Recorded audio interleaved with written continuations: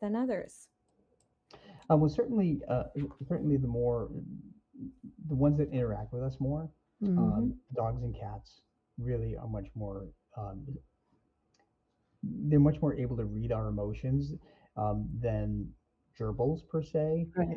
because Yeah, gerbils don't have as much interaction with us. We that's don't, true. we don't give gerbils and I only use gerbils as an example, but we don't give gerbils a specific bed, if you will, right next Mm-hmm. to our bed, like we do with cats and with dogs. Hmm. Mm-hmm. Um, but horses are an exception because horses are very intuitive. Um, I've actually done some readings for horses. Really, Yeah, very They're and so nice. beautiful animals, just beautiful. I've communicated with uh, dogs and cats, of course, birds, some birds, Birds. horses, I've had birds. ferrets, Yep, lots of parrots. gerbils, and even a rat that Right. was a pet. Hey, rats are totally bloody underrated. They're. I think so. I think Yeah, so too. I do. I think they're really lovely Well, little animals. not by lab scientists, No. sadly. Yes, sadly no. but No. horses are. They're very. Um.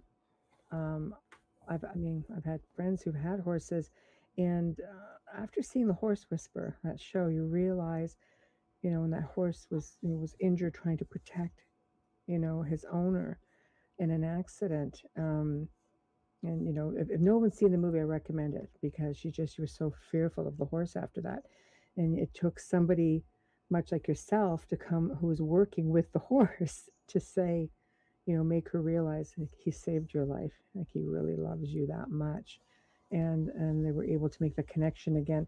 So how? Really missed this horse. Mm, And one day when he was in the barn and he was thinking of his horse, he heard the horse's distinct whinny coming from outside the barn. So he thought he must have been imagining that it was that horse's whinny. So he right. said that dropped when he was outside the barn to see what horse was out there, and there was no horse out there. And he realized that it was his horse that Oh, was trying to connect to him and let him know that he was still very much around. So I think I love that story because it's like what we were basically started the show with. They leave signs, but we're just not making the connections. Right? Like it's like anything. I always tell people if you have a pet, follow their lead, or if you have even a regular like a human spirit in the home, just pay attention. Life keeps you really busy, and people look for signs all the time. And I mean, my little Chihuahua yeah. died 2 years ago. She truly was my baby, and it was a long, long haul. And I still hear her barking, and because I always say, I'd look at her and I'd say, you know, you little adult, get out of my dog because she just really thought she was one. And Hmm. she would just, if you're sleeping in the morning and she has to go, she stands on your chest and just stares at you. I'm like, can I help you? It was just stuff like that. There's larger than life personality. But while we're on that topic, Amelia, would you mind? Yes. Hi, Wayne. When my cat passed away, I had to pack away all of his stuff because I had a hard time seeing it. I put a plant on top of his huge cat tree. The next morning, I found the plant on the floor and under the How couch. dare you Was put a that plant a? on my cat tree? I don't like it. I know. I How need dare my you? tree. I know. Well, the first thing I would ask is, if was there another cat in the house? um, No, that was the prob- last one. yeah. That was the last cat. So if not, it was if there's nothing you can physically explain it as, it was an acknowledgement of the tree, and it was most likely an accident that it was knocked over. No, that's interesting. I'm pretty sure I remember this story. That cat had it out for that plant, and that was the one time where Oh, that plant really went. I'm just That like, he didn't add to the. See, that no, makes he did. sense. Yeah. Yeah. So yeah, It's like yeah. not on.